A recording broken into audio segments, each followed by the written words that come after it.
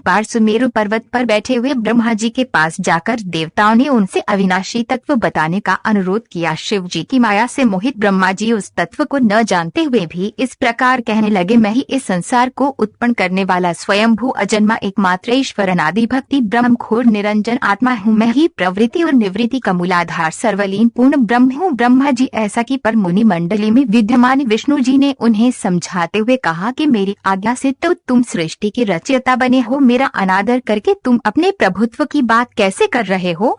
इस प्रकार ब्रह्मा और विष्णु अपना अपना प्रभुत्व स्थापित करने लगे और अपने पक्ष के समर्थन में शास्त्र वाक्य उद्धृत करने लगे। अनंत वेदों से पूछने का निर्णय हुआ तो स्वरूप धारण करके ये चारों वेदों ने क्रमशः अपना मत इस प्रकार प्रकट किया। ऋग्वेद जिसके भीतर समस्त भूत निहित हैं तथा जिससे सब कुछ प्रवृत्त होता है और जिसे परमात्मा कहा जाता है वह एक रुद्र रूप ही है। यजुर्वेद जिसके द्वारा हम वेद भी प्रमाणित होते हैं तथा जो ईश्वर के संपूर्ण यज्ञों तथा योगों से भजन किया जाता है सबका दृष्टा वह एक शिव ही है। सामवेद जो समस्त संसारी जनों को भरमाता है, जिसे योगी जनवरी ढूंढते हैं और जिसकी भांति से सारा संसार प्रकाशित होता है वे एक त्र्यंबक शिव जी ही है। अथर्ववेद जिसकी भक्ति से साक्षात्कार होता है और जो सभी सुख दुख अतीत अनादि ब्रह्म है वे केवल एक शंकर जी ही।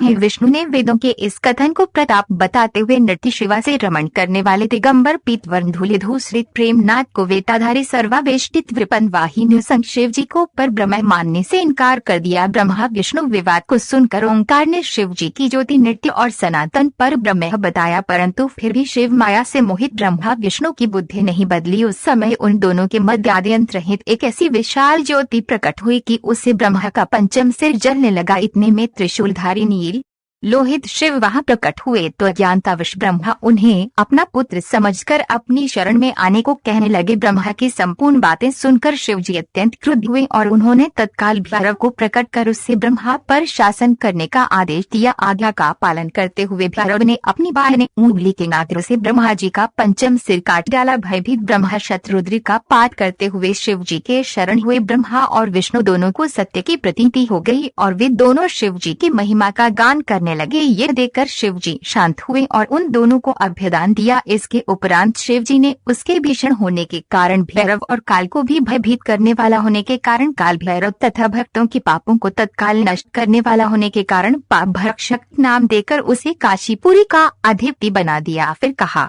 कि भैरव तुम इन ब्रह्मा विष्णु को मानते हुए ब्रह्मा के कपाल को धारण करके इसी के आश्रय से भिक्षावृत्ति करते हुए वाराणसी में चले जाओ। वहां उस नगरी के प्रभाव से तुम ब्रह्म हत्या के पाप से मुक्त हो जाओगे। शिव जी की आज्ञा से भैरव जी हाथ में कपाल लेकर ज्यों ही काशी की ओर चले, ब्रह्म हत्या उनके पीछे पीछे हो चली। विष्णु जी ने उनकी स्तुति करते हुए उनसे अपने को उनकी माया से मोहित न होने का वरदान मांगा। विष्णु जी ने ब्रह्म हत्या के भैरव जी के पीछा करने की माया पूछना चाहिए तो ब्रह्म हत्या ने बताया कि वे तो अपने आप को पवित्र और मुक्त होने के लिए भैरव का अनुसरण कर रही है। भैरव जी ज्यों ही काशी पहुँचे त्यों ही उनके हाथ से चिमटा और कपाल छूटकर पृथ्वी पर गिर गया और तब से उस स्थान का नाम कपाल मोचन तीर्थ पड़ गया। इस तीर्थ में जाकर सविधि पिंडदान और देव पितरे तर्पण करने से मनुष्य ब्रह्म हत्या के पाप से निवृत्त हो जाता है। अगर हमारे द्वारा दी गई जानकारी आपको पसंद आए तो हमारे YouTube चैनल को लाइक शेयर एंड सब्सक्राइब जरूर करें।